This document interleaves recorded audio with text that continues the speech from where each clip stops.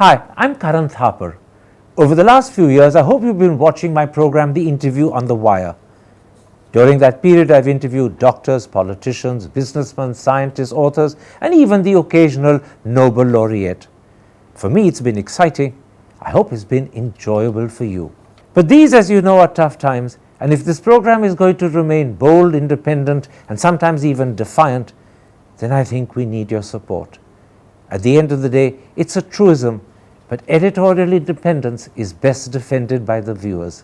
So if you would like this program to remain the way it is, forthright, outspoken, and interesting, then would you consider supporting us? All you have to do is to click on the description at the bottom. But more than anything else, I hope you will continue to watch the interview. Your viewership means an awful lot to me.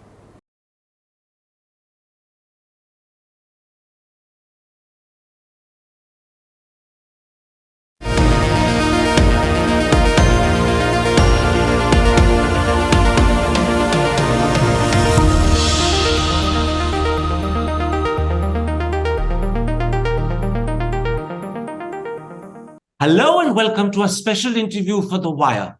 Is the Narendra Modi government guilty of interference with the judiciary? And is its principal purpose for this interference a desire to replace India's secular republic with a Hindu Rashtra? That's the well-considered opinion of one of India's foremost legal scholars, the former Vice-Chancellor of the National Law School of India and the former Director of the National Judicial Academy of the Supreme Court, Professor Mohan Gopal. Joining me now to explain his views and how and why he's come to this conclusion is Professor Gopal himself. Professor Gopal, in a recent speech at a seminar organized by Prashant Bhushan's NGO, you came to the following conclusion, and I'm quoting you. It will be very dangerous to give this government, whose explicit mission is to overthrow the present republic and establish a Hindu Rashtra, any role in judicial appointments. We must preserve and protect the Collegium because that is our best hope for now. I've deliberately repeated this conclusion because I would like it to be in the memory of the audience as we do the interview. However, you started your speech differently, and I'm going to hereafter follow the structure of your speech. You started by, in fact, saying that there is interference happening in the judiciary. And your words were, it happens in many subtle ways. Subtle, not so subtle, explicit or implicit. Can you start by telling us what sort of interference in the appointment of judges are you talking about? We're all familiar with a number of specific instances of interference which have appeared in the newspapers, and there's back and forth between the government and the Collegium on appointments. They pertain to particular individuals and problems with them. But what I want to focus on is really the broader institutional concern about the interference of the executive branch with the judicial branch. And the best evidence for that is the story of what happened to Justice Akhil Qureshi, former judge of the Gujarat High Court, former Chief Justice of a couple of high courts, who in the normal course should have been appointed to the Supreme Court, and whose appointment was so meritorious that we understand from the media that Justice Rohinton Nariman refused to or declined to endorse any appointment to the Supreme Court that would supersede Justice Qureshi, because that appointment he considered, as most of us do, as eminently meritorious on all counts. But at the end of the day, the government managed to stop Justice Qureshi from becoming a judge of the Supreme Court, as he should have by all prevailing norms, across several memberships of the Collegium. And so the almost entire membership of the Collegium changed over a period of time. And through all those varying memberships, the government managed to block the appointment of Justice Qureshi. So this indicates to us that there is a systemic, structural issue where the government today has the power to stop an appointment for reasons that are political, apparently political. That's the only reason that has been discussed in the media, is a political reason, regardless of the members of the judiciary, of the collegium. And therefore, it's an institutional issue on which we should focus to ensure that the executive branch is not able to politically influence Supreme Court appointment, a concern that has been consistently expressed right from the Constituent Assembly, that the judges should not be appointed on the basis of political considerations. And what particularly worries you in this instance is that Justice Akhil Qureshi's elevation was successfully blocked by the government across several collegiums. In other words, the membership of the collegium changed several times, but each new collegium with its new membership continued to accept the government blocking Justice Qureshi. Yes, that's correct. That's correct. So that leads us to ask what is going on at a deeper level. That's my concern, at a systemic level, at an institutional level. Absolutely. And perhaps I should point out that in an article you wrote for the leaflet, I believe in September 2022, you pointed out that the problem in the government's eyes with Justice Qureshi began in 2010 when he was a judge in the Gujarat High Court, and he took a decision as a result of which Amit Shah, who was then a Minister of State for Home in Chief Minister Modi's government, Mr. Modi was Chief Minister of Gujarat at the time, ended up in police detention. And this, you believe, or most people believe, has been held against Justice Qureshi ever since. That's the only reason that is available in the public media for his non-appointment. Neither the collegium nor the government has provided any reason. And so unless there is another reason that they can cite, we assume that is the reason. Now, one corollary of what you're saying is that the government was successful in blocking Justice Qureshi because successive collegiums were weak in supporting and defending him. Well, the point is, I wouldn't say, they did not support him. They did not support him. So we have to understand how it is possible. See, the collegium, collegium makes decisions, right? So the collegiums across different memberships have made a decision where they've deferred to a reason which is political in nature. How is it possible to influence so many judges? So we can't come to the conclusion that so many judges are all weak and deferential to the government. There is a structural reason for it. Absolutely. It's not the individual weakness of individuals in the collegium, it's the structural problem. And with that in mind, in that lecture to Prashant Bhushan's NGO, you asked yourself the question, and I'm quoting you, what would be the best way of resisting interference by the executive in the appointment of the judiciary? And to answer that question, you presented in that speech an analysis of 111 judges appointed to the Supreme Court between May 2004 and today, which is basically the NDA government and the earlier UPA government. There were 56 judges appointed by UPA, 55 appointed by NDA, which is almost equal. And your intention in that analysis was to ask and see whether these appointments were politically biased. And you judged political bias not in terms of the personality and character of the individual, but in terms of the judgments that those judges had delivered. Can you give me the broad, big conclusions of that analysis? Yeah, first I want to say that I was not looking for political bias in the sense of narrow partisan bias, because I think the logical next step to this discussion is to understand what is the nature of this of the conflict that is going on between the executive and the judiciary at this point of time, and then we will be able to understand how to analyze the appointments.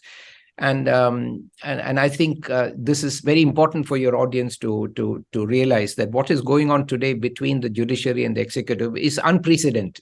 There have been occasions in the past where there have been disagreements between them over individuals. But what is structurally going on is unprecedented. It is this, that there is a stated agenda of the RSS and the Hindu Mahasabha and other such agencies that we read of from over nearly a century ago, that they want to establish India as a Hindu Rashtra, right? Now, what is a Hindu Rashtra, what its components are is a matter of debate, but they want to establish it as a Hindu Rashtra. We also know, no dispute over that the Constitution of India, 1950 Constitution of India, establishing a democratic, secular, socialist, sovereign republic, will not allow that to happen. It is fundamentally opposed to the idea of Hindu Rashtra, however you define it. And so we now have a government in power that is committed to vacate this constitution and replace it with a Hindu Rashtra constitution. And so when we look at it from this point of view, understand the fight is this point of view, then we look also at Qureshi, Justice Qureshi, as a person who not only had this political grouse against him, but potentially as a person who actually on this debate would be strongly on the side of the constitution. So we now have judges who are absolutely committed to their oath, which they swear that they will uphold the constitution, including its methodology, its values, and never go outside the constitutional framework in making their decisions, regardless of their personal views. And there are many such judges.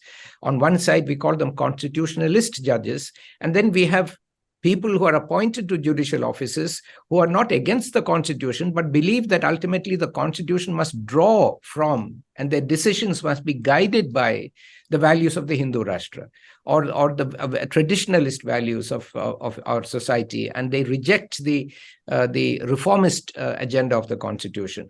So when we have these traditionalist judges, or theocratic judges who look to religion as a source of law on one side, and the judges who are firmly standing by their oath to protect the constitution in everyday decisions that they make, never going outside it, when this clash is taking place, which is very vital for the survival of the republic, we as the people of this country need to be aware that there are these theocratic judges and constitutional judges, and then start to analyze their judgments, not their personalities, not their political biases, personal biases, leave all that aside, but analyze their written work, their written judgments and orders, and ask ourselves, where is this coming from? Is this coming from theology or tradition? Is it coming from the constitution as established in judicial precedent and decisions according to the rule of law? And we need to form our own judgments. So I did this analysis. And when I did this analysis, I came to a conclusion that we have, you have the numbers. You can repeat the numbers. Can I tell the audience the numbers, sir? Yes, In your speech, you said that there were 6 constitutionalist judges appointed by the UPA, 9 constitutionalist judges appointed by NDA, and constitutionalist judges are those who draw the source of law strictly from the constitution. When it comes to theocratic judges, you said the UPA had appointed 0, but the NDA had appointed 9. And theocratic judges are those who are prepared to go beyond the constitution to sources of religion like Sanatan Dharma, Vedas, or ancient Indian legal principles to draw sources of law. So the division, just to confirm, is constitutionalist 6 UPA, 9 NDA, theocratic 0 UPA, 9 NDA. Not ancient legal principles, ancient religious principles, not legal principles. Okay. So yeah, so those are the numbers. Now, these are subjective. The numbers are subjective, but the categorization is something I'm offering. And I would invite everyone to look at the written work of judges and then come up with their own numbers. So I'm not holding out the numbers as the last word. Now, the question that this raises is, why did this number of constitutional judges actually go up? It's counterintuitive. One would not expect the number to go up when the NDA, which has the agenda of vacating the constitution and replacing it with the Hindu Rashtra as in power, why would the number of constitutional judges go up? I see this question actually was a question that came up to me as well. And I see the reason as resistance by the judges in the Collegium, the constitutionalist judges in the Collegium, to the agenda of vacating the constitution and replacing it with a Hindu Rashtra through judicial interpretation. And they're very, very keenly aware, they must be, I would assume that they are keenly aware of this conflict, and they want to support this agenda. So what you're saying is that the explanation for the fact that NDA has appointed 50% more constitutionalist judges than the UP is that the Collegium itself was aware of what you call the government's agenda and was resisting it by ensuring that judges committed to the Constitution were being recommended and approved by the government. In other words, this was a sort of fight back from the Collegium. I would argue that most of the judges, to their conscious knowledge, that are recommended by the Collegium, including Justice Qureshi, he was not, his name was put forward. It was considered by the Collegium, not recommended for Supreme Court, but recommended to Chief Justice. So they are trying to put forward constitutionalist judges. Some of them slip through because the maybe, I don't know why, but they slip through. I would imagine it's because these judges have not made decisions which have upset the right-wing forces politically, or there may be other considerations, but they are slipping through. But I see a more concerted attempt by the Collegium to identify and put forward judges who can be relied upon to uphold the rule of law and uphold the Constitution. But the second question that emerges from your analysis, the first being the paradox of the NDA appointing more constitutional judges than the UPA, the second question, in a sense, is more worrying. And may I just reframe that? May I just reframe that by saying it's it's not really a paradox if we frame this as a saying that as follows: that the Collegium is actually recommending more firmly constitutional judges, or are consciously aware of that, and the ability maybe of the government to shoot down this is also therefore constrained because there's a bigger slew of constitutional judges being put forward. No doubt, absolutely. The second question that arises from your analysis, in a sense, to someone like me, is a bit more worrying because your analysis clearly shows that there's been a sharp increase in theocratic judges, i.e. judges who are prepared to go outside the Constitution to religion to find the source of law. And what's worse is you say in your speech that 5 of the present Supreme Court judges are of this theocratic type. And if I've got my maths correct, that means 15% of the present bench strength of the Supreme Court is of a theocratic type. Yes. So what I mean is, again, this is a very serious source of concern, and I want to say that these judges are they are bona fide in their approach. They're not doing this because they want any appointments after retirement or out of any personal fear, out of fear or favor, but out of their conviction that India will be actually better off if Indian society is governed by the values of Sanatana Dharma, and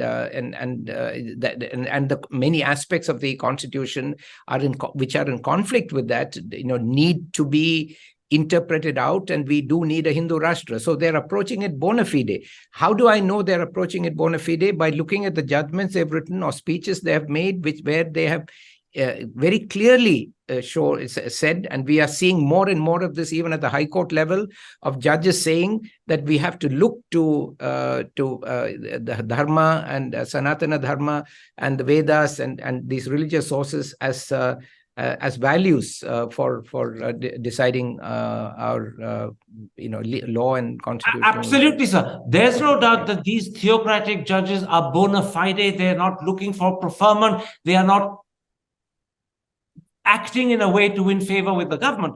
Nonetheless, their values and principles as judges are surely in conflict with the values and principles of our Constitution.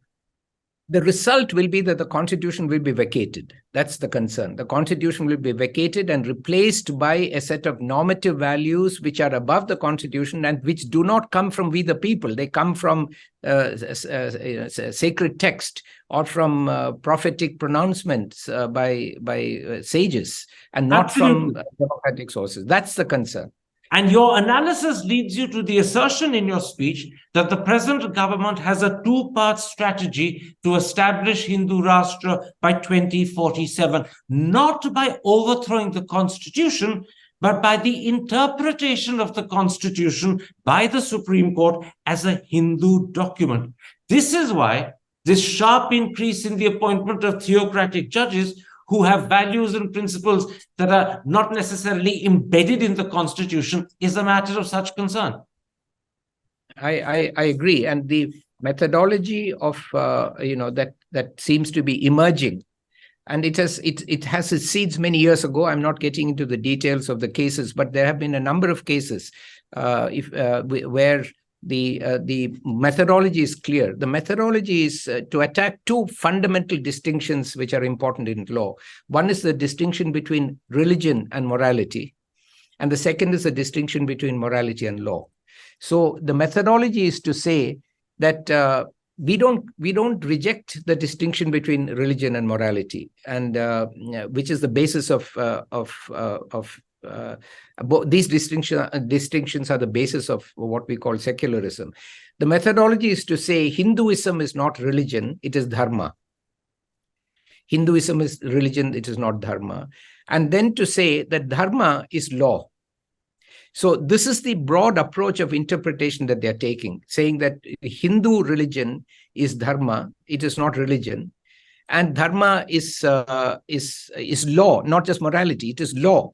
So you are upgrading the content of Hindu theology into law by first saying that it is dharma and not religion. And so we say we respect secularism because we keep religion out. But we want to follow dharma. This is, in a sense, the critical nub of your speech. And it's the two-part strategy that you're now talking about that I want to focus on. You said in that speech that the government has a two-part strategy. The first phase is the appointment of theocratic judges. And as we know from your analysis, that is already steadily underway, and it's probably increasing. The second phase is identifying the source of law outside the Constitution. Right. And you cited in that speech one example, which you thought was a classic example of how sources of law outside the Constitution are being cited by judges as law. It's what you called the hijab judgment. Could you explain that to the audience further, please? Certainly. I think and there I go back to this point I made earlier, that the first phase, what is involved, is to say that Hinduism is not religion. It is really a sense of morality, and then to say morality is law. So in this first phase, we see in the hijab judgment, for example, a repetition based on earlier cases, an assertion that that constitutional law is dharma. Constitutional law is dharma. So we say that religion is secularism, but dharma is not secularism. The hijab judgment says, the Constitution's Hindi version says, Panth nirapeksh. Panth refers to religion, not dharma nirapeksh. And therefore, dharma is not only not excluded by secularism, but dharma is constitutional law. So the first phase of establishing this proposition, blurring the distinction between the Sanatana Dharma and law, including constitutional law, by pretending that it is not religion, but it is dharma, and then asserting that dharma is morality, is constitutional law. Dr. Ambedkar had spoken about constitutional morality in the opposite way, that the morality of the Constitution is opposed to these Sanatanic, these Shastric principles, but that is being turned on its head and said, look, constitutional morality is dharma. So this is phase one. So the hijab judgment clearly asserts that constitutional law is dharma, which it is not. Constitutional law is actually what has come through established legal sources, applying established legal rule of law methodology. So this is the phase one part of it in the hijab judgment, which is one judge says this, the other judge, Justice Dhulia, says the opposite, rejects it, and he looks at it as an issue of freedom, of individual freedom, and which is a constitutionalist approach. So if you take these two hijab judgments and read them, I would encourage people to do that. You can clearly see the difference between a theocratic approach and a constitutionalist approach. Can I repeat so that you can clarify whether I've understood correctly? The real nub in that hijab judgment was the claim that constitutional law is dharma. The second key thing was the distinction between dharma and religion. And therefore, they came to the conclusion that if constitutional law is dharma, Sanatan Dharma is part of the Constitution. And they therefore were able to claim that Panth Nirpeksh is excluding religion, But dharma nirpeksha is not talked about, and therefore dharma is part of the constitution. And through this peculiar means of interpretation, they brought religion into the law, into the constitution. They've invited in the Sanatana Dharma into constitutional law and merged it with constitutional law. And therefore reinterpreted the constitution to mean something other than it actually does. Yes. And therefore actually reduced the constitution into a statutory document, which now has to be interpreted in accordance with Sanatana Dharma, rather than the ultimate, the Grun norm, the ultimate source of our norms, from which all decisions should be made. They've lowered the status of the constitution and made it subordinate. Quite right. They subordinated the constitution to Hindu Dharma, Sanatana Dharma. Now, in your speech to Prashant Bhushan's NGO, you also suggested that there's a second example where religion has been identified by the Supreme Court as a source of law. This was the Ayodhya judgment. Now, if I recall correctly, that was a unanimous judgment, and the present Chief Justice was part of the bench. Some people believe, although it's by no means confirmed, that Justice Chandrachud actually wrote the judgment. Doesn't that suggest that there is a theocratic side to Justice Chandrachud? And secondly, given that he's the present Chief Justice, isn't that particularly worrying?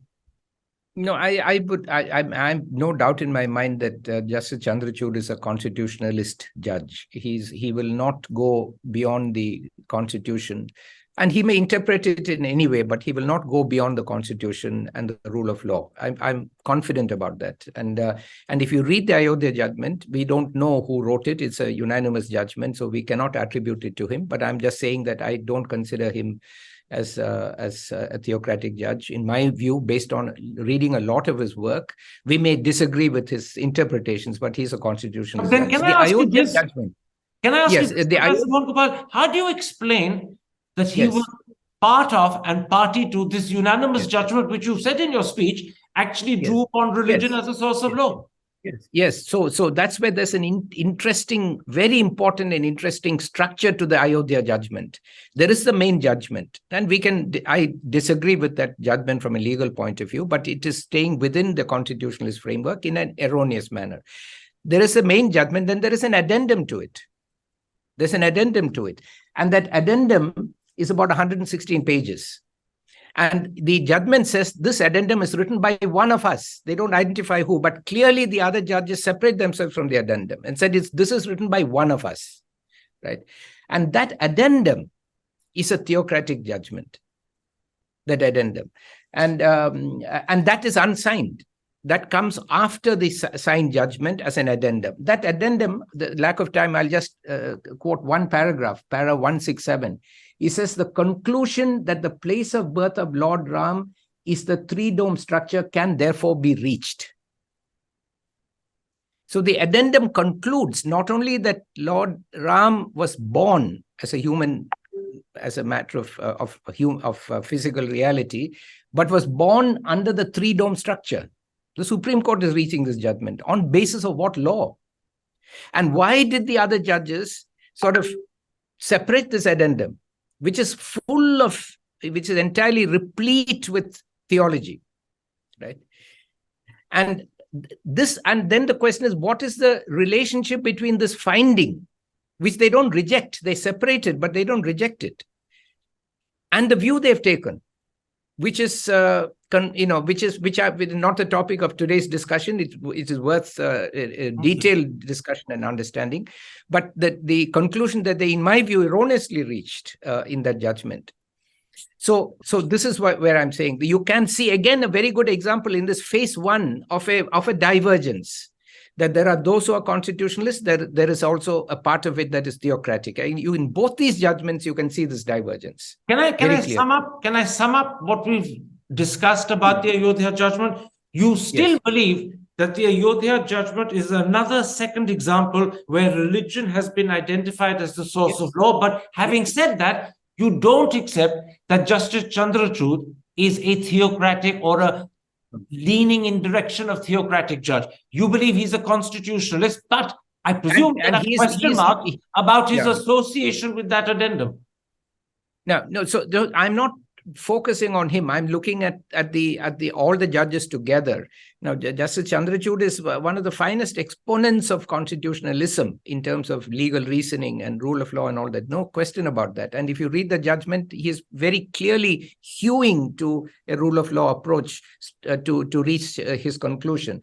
But which we may agree or disagree with. That's his right to reach his conclusion, our right to have our view of it. But it is the addendum. 100. The main judgment is nearly 1,000 pages, 929 pages. The addendum is 116 pages, and that addendum is part of the judgment. It's not separate from the judgment. It is part of the judgment. But they have saying that is one of us has written it. Now that addendum comes to the conclusion. Apparently, I'm reading out the exact words to you, not interpreting it, which I did already, on a matter based only on faith and belief, not on facts. Let's then come to your conclusion, the conclusion you presented in that speech to Prashant Bhushan's NGO. You said, and I'm quoting you, our constitutional vision is in conflict with the vision and values of the Hindu oligarchy that runs this country. And this is why I presume you go on to say, I do not want a law minister sitting in the Collegium making sure this agenda is fulfilled. The agenda we're talking about is the desire to replace the secular republic with the Hindu Rashtra. So would I be right in saying that you believe that the suggestion by the law minister to involve the government in selecting judges is a critical part of the strategy to overthrow the secular republic and replace it with a Hindu Rashtra? That's why it's so important the law minister is not part of the Collegium. You see, as I said at the beginning, we are in an unprecedented situation where a movement whose central objective is to establish a theocratic polity in India is in charge of the union and under the constitution. So it's not about law minister X, Y, or Z. There is a clear agenda, and that agenda is being implemented. Now, to have an exponent of the agenda have two bites at the apple. They first sit in the Collegium and decide who is nominated by the Collegium, and they have a second bite at the apple in terms of approving that Collegium recommendation and sending it to the president, and then deciding to approve it. So you're going to expand their ability to ensure that their agenda of converting India into a Hindu Rashtra, into a theocracy, not through overthrowing it and announcing a new constituent assembly. That's not practical. It won't work in this country. But by judicial interpretation through the Supreme Court, vacating the constitution and replacing it, hollowing it out and replacing it with the Hindu Rashtra, when that agenda is there, then I think clearly we should not give two bites to the apple to people who are committed to that agenda. This is again not about A, B, or C as Prime Minister or Law Minister or anyone. It is we are fighting here for a vision of India. Okay. And there I want to make a second point that about the oligarchy part, that if you read the addendum and you read the hijab judgment, you will see that there is a presentation of Hinduism in a very monolithic manner. Hindus believe in this. Hindus believe in that. It is a matter of faith and belief of Hindus. Actually, Hindus are a very diverse group of people. So they are representing the views of a small Savarna oligarchy as the views of all Hindus and homogenizing this vast multitude of beliefs and attitudes. So therefore, the way to counter that is to have a representative judiciary where people who have different ideas of Hinduism and do not necessarily accept this oligarchic view will also be judges. Let me, before we come to your suggestions to the Collegium, how best they should defend themselves and resist this attempt, which you call a subversive attempt to reinterpret the Constitution as a Hindu document. Before I come to that, let me once again deliberately repeat that quotation, which I first cited in my first question. Yes. Quoting you, my conclusion is it will be very dangerous to give this government, whose explicit mission is to overthrow the present republic and establish a Hindu Rashtra, any role in judicial appointments. We must preserve and protect the Collegium because that is our best hope for now. Now, you've explained to us why you believe this government is committed to overthrowing the republic and replacing it with the Hindu Rashtra. It goes back to the very ideological position of the RSS, which it has been holding to for over a century. When you delivered this speech, eminent senior former judges were in the audience, I believe. Judges like former Supreme Court Judge Madan Lukur, judges like former Delhi and Madras High Court Chief Justice A.P. Shah. Did you get the feeling that they concur both with your fears as well as your analysis of this two-part strategy? I cannot speak for them. I cannot speak for them. All I can say is it's my duty to point out that what is going on in my discipline is the most active implementation of the agenda to establish a Hindu Rashtra, because once it is declared through 1,000-page, 2,000-page, 3,000-page judgments, which cannot be read by even lawyers, many lawyers, let alone lay persons, non-lawyers, and the government says, look, this is the interpretation of the Supreme Court has said we are a Hindu Rashtra, so we have to obey it. We cannot disobey it. So you will not have political protests. You will not have massive unrest in the country that you will have if you do it politically through Parliament.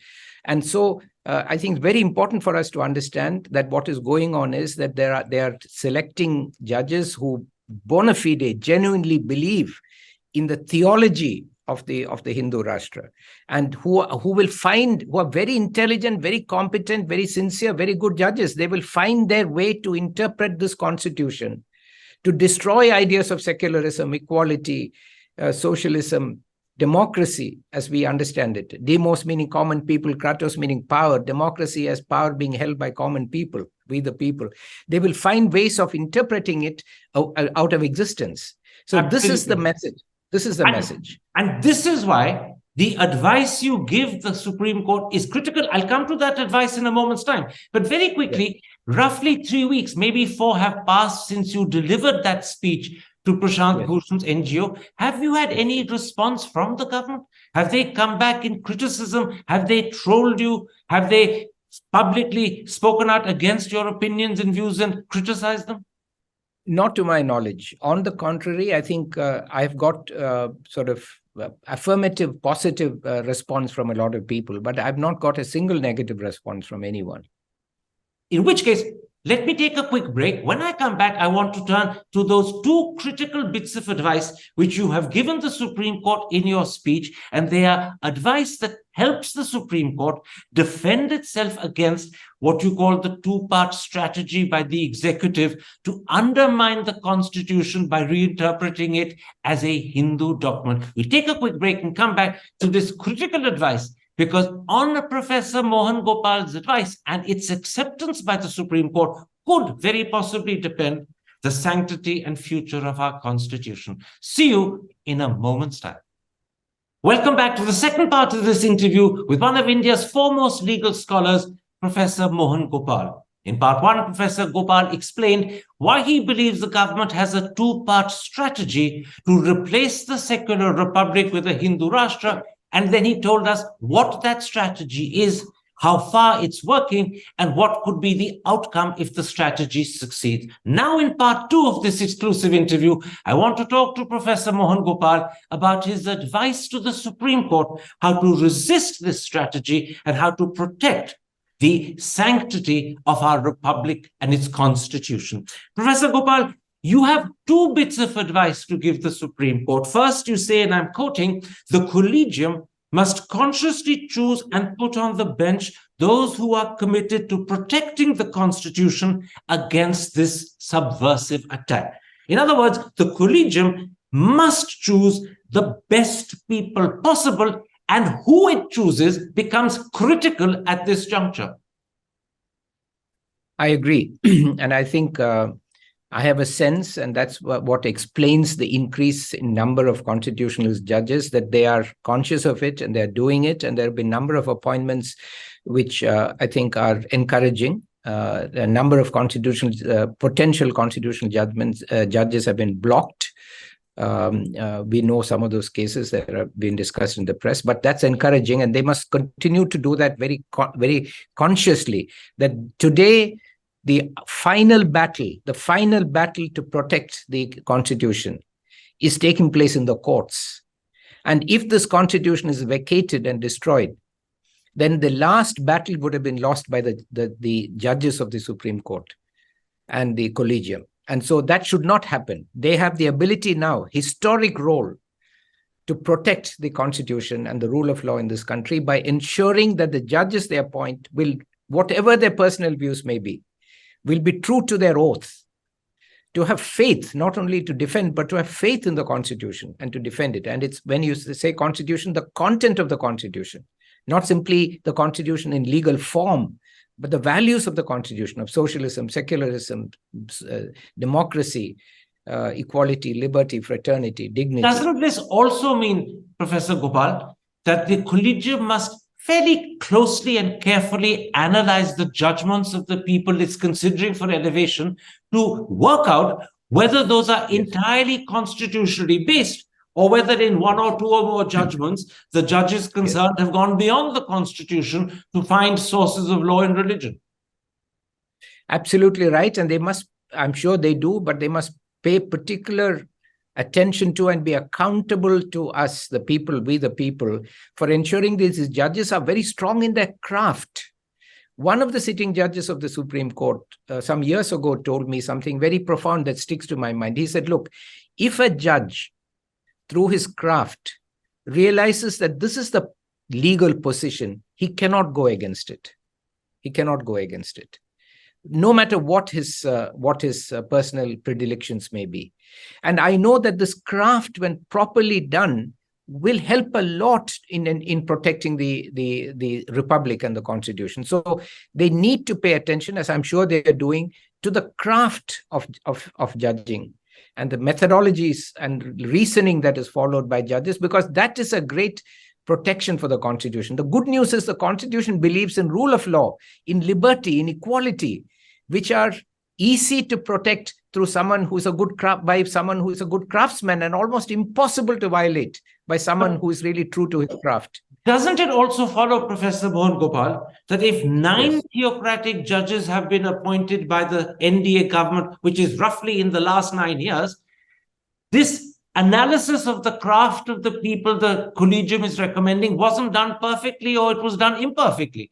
Because clearly, these are theocratic judges who were at some point nominated by the Collegium and accepted by the government. So at some point, the Collegium itself has failed to analyze their judgments and discover what it should have known about. No, the numbers are very large. And the scrutiny process on fitness and suitability, as we saw in the Victoria Gowrie judgment, is considered beyond judicial review. And so we can't we can't help the Collegium by going to the Collegium and pointing out the work of these are, by the way, all these theocratic judges are also excellent judges. They have good craft, but the craft that they apply is, it falls short of rule of law standards in many cases. For example, to come to the conclusions that I've said, or recently a judge appointed in December 2019 said in one of the high courts, this court, in a much reported judgment, the Allahabad High Court judgment, this court hopes and trusts that the central government may take appropriate decision to ban cow slaughter in the country and to declare the same as protected national animal. Whereas the provision in the Constitution on cow slaughter is part of a scientific approach to animal husbandry. And it is deliberately phrased in a very constitutionalist manner to protect the animal husbandry and agriculture, rather than as an expression of a religious principle. Absolutely. But Can I rephrase my question and put it like this? So what I'm saying is, it may be impossible for the Collegium to be aware of all these details. So if they open this up to judicial scrutiny by themselves on the judicial side, and I can go, when somebody is nominated by the Collegium, I can go to the Collegium, and not I meaning symbolically, not me as an individual, lawyers and litigants can go to the Collegium and say, look, do you know this judge said this? right? So let's say this particular judge is going to be appointed to the Supreme Court. We should be able to point out that this is what he decided in when he was a High Court judge. But you're saying right? So something very important, sir. I'm interrupting only because you're saying something very important. And here I believe you're going one step further than you went in the speech to Prashant Bhushan. You're now suggesting that Collegium recommendations should be opened up to scrutiny on the judicial side, not just on the administrative side, but on the judicial side, so that if it is discovered by lawyers or other interested parties that a particular nominee of the Collegium has actually done A or B or C, which would suggest that he's theocratically inclined, this can be brought to the notice of the Collegium and that nomination can be withdrawn. So open it up to scrutiny on the judicial side. Exactly. So I think we actually this exclusion of the fitness and suitability of judges who are recommended by the Collegium goes back to a cursory decision in the second judge's case. And that has been followed subsequently, including up to Victoria Gowrie. That law has been followed. But I think it's time to reconsider that. Okay. It's time to reconsider that and open it up to judicial scrutiny by the Supreme Court judges. Let's say that you have to file this in the Supreme Court because it's not, the Supreme Court Collegium can be reviewed by High Court judges as well, because the Supreme Court Collegium's decision is on the administrative side. And I'm talking of the judges themselves reviewing which is a very important part of the rule of law, reviewing administrative action on the judicial side. Absolutely. But if that is permitted, then we can really help the judiciary, help the Collegium and then the Collegium can virtually say, speak now or hold your peace forever. We have made a proposal. It's public. You have the right to come to the court and tell us if we've missed anything. Any citizen in this country can come to the courts, either the High Court or the Supreme Court, if necessary, only to the Supreme Court. Tell us, this is what you missed. If you don't speak now, don't come back and tell us later that we made a mistake. In a nutshell, and this may not be the exact comparison, but this would be the Indian equivalent of a Senate confirmation hearing where anyone can bring to the notice of the Senate something adverse about the person they're considering. You're saying scrutiny on the judicial side would allow and invite people who know something about the nominee, which the Collegium may not know, to draw their attention to it and therefore possibly reconsider the nomination. I want to say that in my capacity now as someone last few months appearing the Supreme Court, I'm planning to move the Supreme Court to review the exclusion of fitness and suitability from judicial scrutiny. Okay, that is again something new. Yes. This is again something new. You didn't say this in the Prashant Bhushan speech. You're saying it now. No, I did not. Yeah. Can I go to a supplementary question? Would you also accept that once a name is reiterated, leave aside reiterated twice and thrice, the Supreme Court must insist it's accepted by the government and, if need be, take contempt of court action if that name continues to be refused? No, right. I mean, the short answer is that it must be accepted if it is reiterated, because that's a law of the land. And whether you can sort of put the A-bomb by moving contempt of court against the union at the highest level is a tactical question. I think there must be some suasion that must be applied to ensure that the rule of law is respected by the judges and by the executive branch. But there's no doubt that the Supreme Court present Collegium, led by a very able judge, Justice Chandrachud, should ensure that the law is respected and followed. We have now coming. But can I interrupt, sir? How do you ensure the law is respected and followed if you don't punish when the law is transgressed and disobeyed? In an interview that he gave me, literally 10 or 11 days after he retired, former Chief Justice U.U. Lalit was asked this similar question by me. And he said that if a name is reiterated once, twice, thrice, and still not accepted, the Supreme Court should take contempt of court action, not against the law minister, but against the law secretary. I didn't understand why he'd made a distinction between the secretary and the minister, because at the end of the day, the secretary will only do what the minister tells him to do. The buck stops with the minister. But having made that distinction, he did think that if a name is rejected after 2 or 3 reiterations, contempt of court action should be taken against the secretary.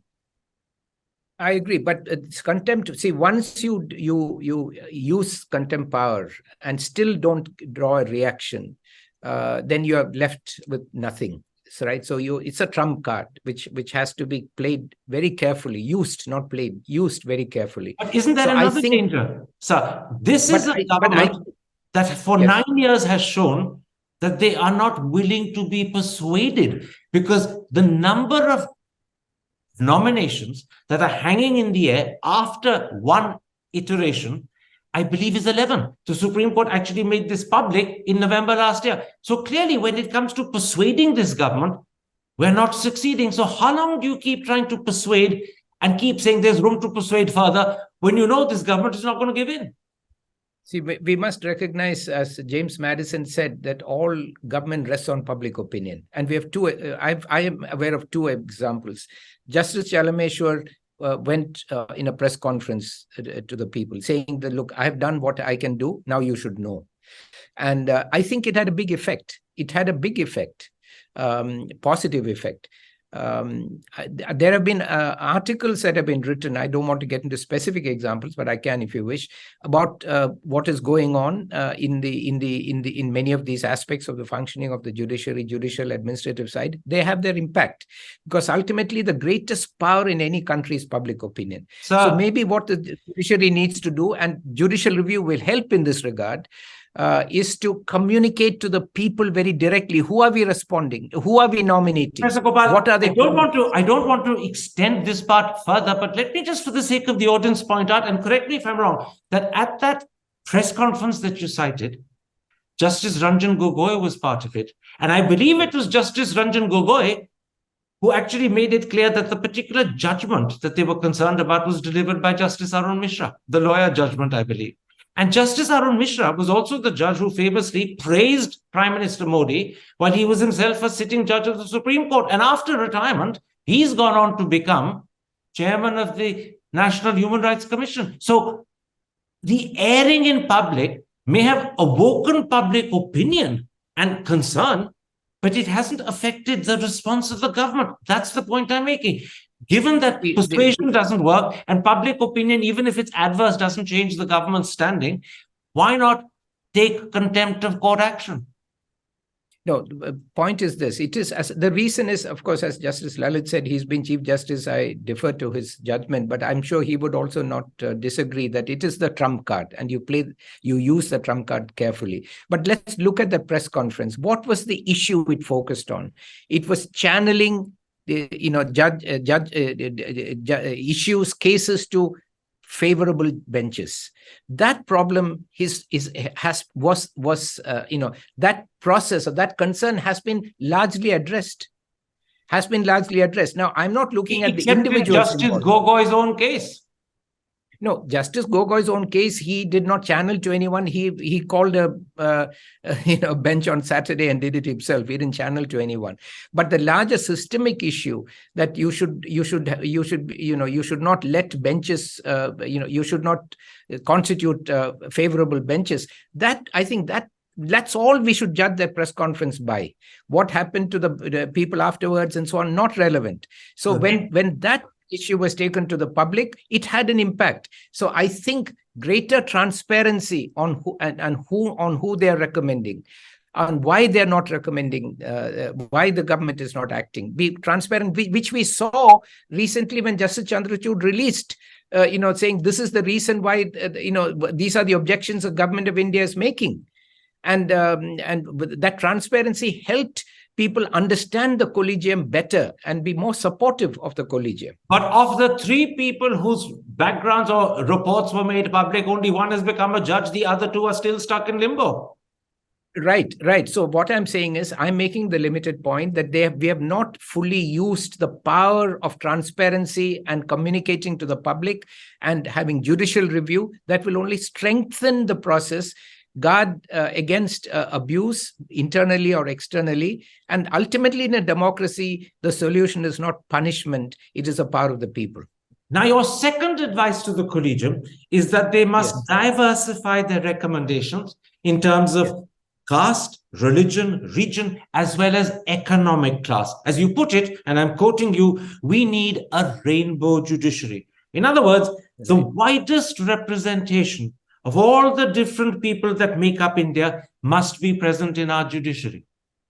Right. Exactly right. Now, that's because, as I said, there is an attempt here to present as dharma or religion or constitutional law the views of a very small minority segment of the Hindu population and of the population in general, ignoring the vast diversity that exists in our country, theologically, philosophically, and in terms of choices, in personal choices and groups that exist in the country. So we know that representative democracy is a great vaccine against autocracy and against oligarchy.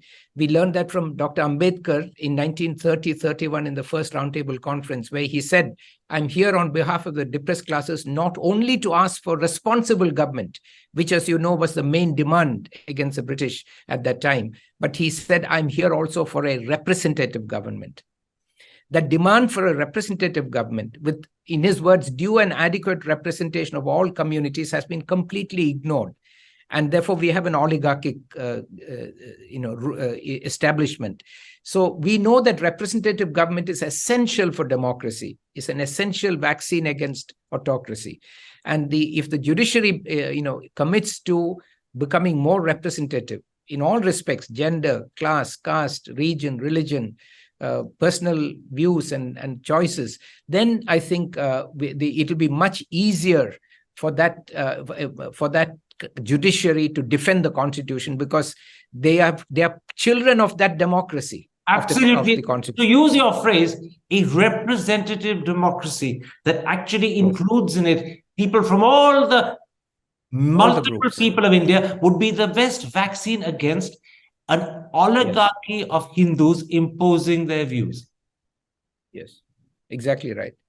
And we see that in this is not against development. We see that in the most so-called industrialized or developed countries. We saw when Justice Stephen Breyer stepped down, there was a consensus in the United States that 1 out of the 9 judges of the US Supreme Court should be a black woman, a black woman. They already had a black male, but they did not have a black woman. Now, blacks are 12 or 13% of the population. So you're talking of representation of maybe 6% or 7% of the population in terms of black women. But there was a consensus. And historically, Justice Ketanji Jackson was appointed as a judge of the Supreme Court. And now they have 2 blacks, 4 women. And interesting thing is, since 2010, there is not a single white Anglo-Saxon Protestant male judge. That is the dominant group of America. And you're saying the same sort of representation must happen in India. The Collegium, when it makes its recommendations, must bear this in mind.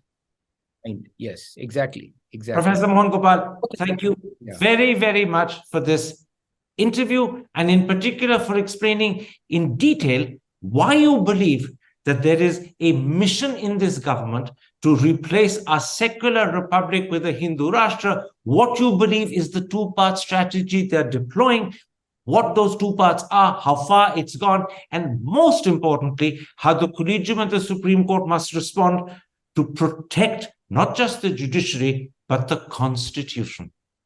I hope people listen carefully to everything that you said. Thank you very much indeed. Thank you for having me. Hi, I'm Karan Thapar. Over the last few years, I hope you've been watching my program, The Interview on the Wire. During that period, I've interviewed doctors, politicians, businessmen, scientists, authors, and even the occasional Nobel laureate. For me, it's been exciting. I hope it's been enjoyable for you.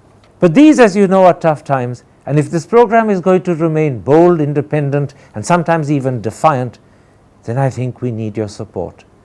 At the end of the day, it's a truism, but editorial independence is best defended by the viewers.